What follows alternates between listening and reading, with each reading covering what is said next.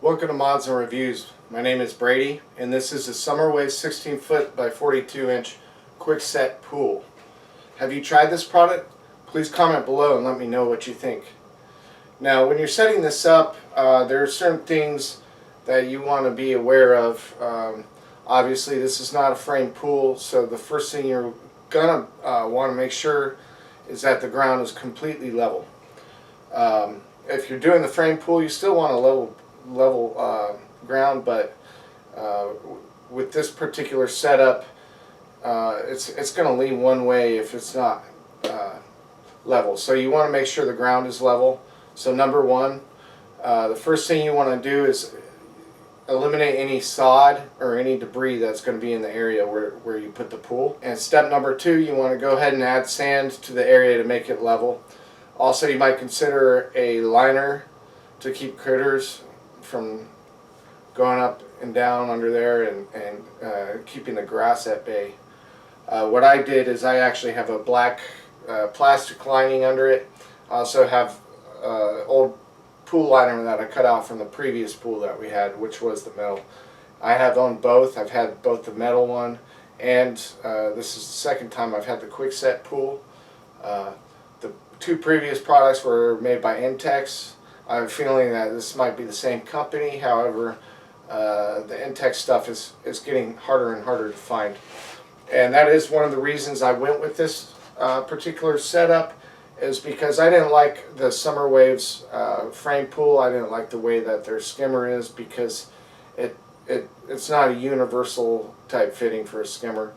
I wanted something more universal because I wanted to use my older water pump. I got 3 bags of play sand there, so I know there's a couple trouble spots. I'm in Houston, so everything has a kind of a gradient that goes that way to keep it from flooding and stuff. So naturally, like most of the water, this is not a level surface, but I've gotten it pretty level. It was not too bad before, but hopefully this time just a little bit better. I know there's a couple trouble spots. One is right there, so I'm going to put a bag there and rake backwards, and then over here I think it gets a little bit, so I'm going to put another bag there, and then believe it or not, over there is a place where water likes to collect. So I'm just going to try to get it as level as I can, and then after that I'm going to take a cold shower. A little surprised. I was kind of sure that I was being a little bit skimpy on the sand. Maybe I was, but it spread out pretty good. I think I got it pretty level. Any debris that's kind of sticking up, I'm going to clear the rest of that out. Step number 3, you want to spread out the pool, inflate the top ring, and you can go ahead and add an inch of water or two. Now I have the pool laying approximately where I want it. The next step is just to go ahead and fill the ring on top. That way I can kind of see what's going on a little bit better, and just put a little bit of water in there. Try to work those wrinkles out and get the pool sitting just right where I want it. And then step number 4, you want to get inside and work out all the wrinkles by peeling it back. What I mean is you're going to peel it back, let it set back in. That way the water works all those wrinkles out. You just want to go around the pool several times until you get as much of those wrinkles out, and then you can do the rest with your feet. So just kind of get in the pool and just spread your feet apart where you see those small little wrinkles, and it should begin to flatten out. Once you have all the wrinkles out, you can go ahead and start adding more water. So continue filling the pool. Step number 5. Might be a good time to add hose fittings and the water pump.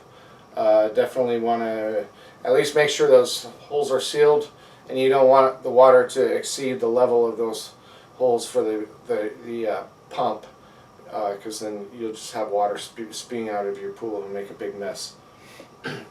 Once the pool is completely full, you want to go ahead and run the filter for about 24 hours. Just start getting that water moving around. If it's your first time, you might go ahead and just take a sample of the water to the store and have them assess exactly what you need. But me being this probably my third, fourth, maybe fifth time doing it, I kind of had a good idea of what I had to put in there, so I just went ahead and skipped that step. And so you're going to run the filter, and you can begin adding stabilizer at that point.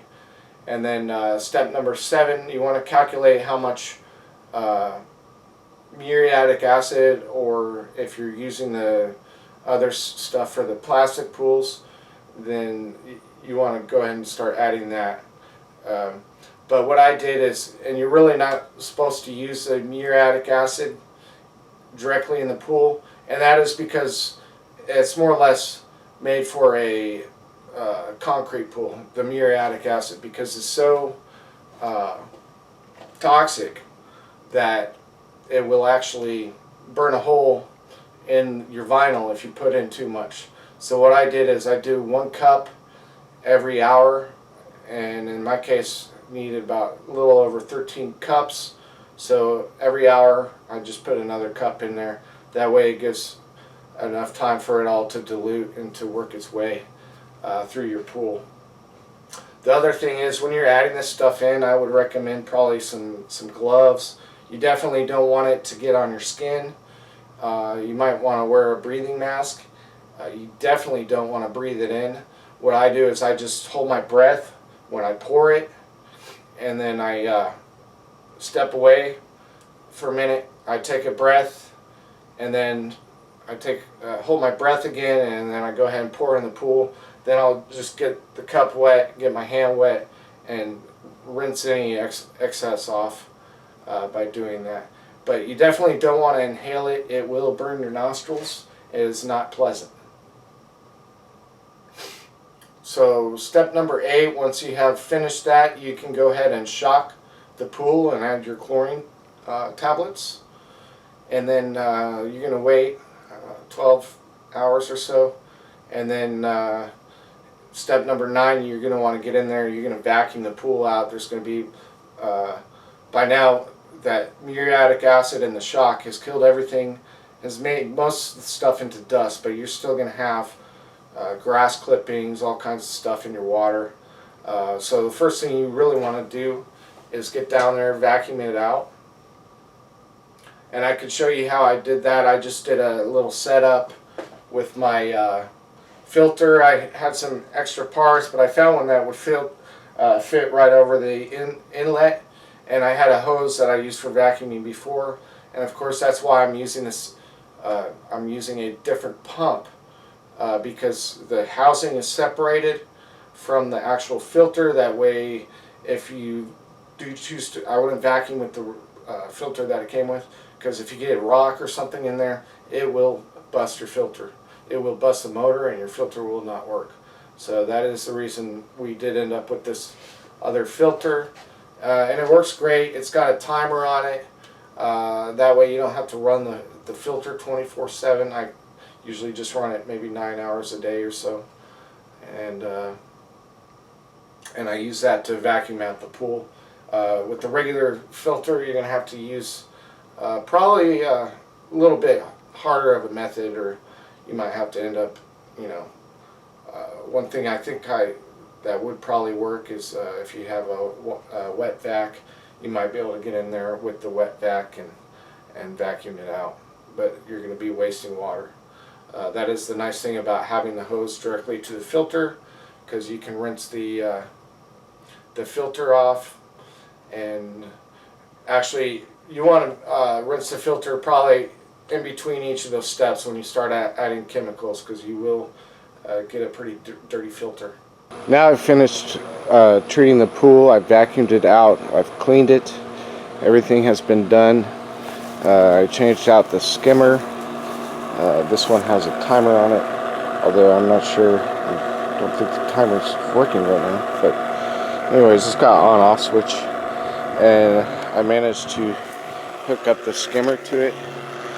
But I can also use the rest of this black hose as a vacuum, so I can just hook that up, vacuum out the pool, and then I put a little zip tie around that. It's kind of loose, but that zip tie is keeping it right where it needs to be, so it's not like running out of water and floating up. So, and then vacuumed everything out best I could, and it's looking pretty good right now. It's ready for a swim for sure. Overall, I really like the Summer Waves Quickset Pool. I would recommend it, but only if you have a level ground, of course. I went with this option just simply because the liner only lasts so long, regardless if you buy the metal one or the other one. But and if you neglect to put it away during the winter, I did that one year, which was fine, but it was a mess to clean out. So I think from now on, I'm just going to go ahead and stow it away during the winter. But these are my likes. It's low cost, it's easy setup. Just make sure that the ground is level. And these are my dislikes. I wish the inlet would receive the hose to a skimmer more easily, but that's about it. Overall, it wins because it's a budget-friendly way to stay cool during the summer. When I was looking at my different options, this pool was about $200 at Big Lots compared to $300 for the same size metal frame pool. So I just went ahead with that because it did fit my needs. Like I said, the inlets and the outlet was more universal than the other one. I can still use some of my old pool parts on it, so that's why I went with this particular model. But in your case, you might go with a metal frame. It just depends on what it is exactly that you're looking for. Don't forget to like, share, and subscribe. This video is powered by Ray's Media Studio in Katy, Texas, West Houston area. We do video, audio production, photography, and graphic design.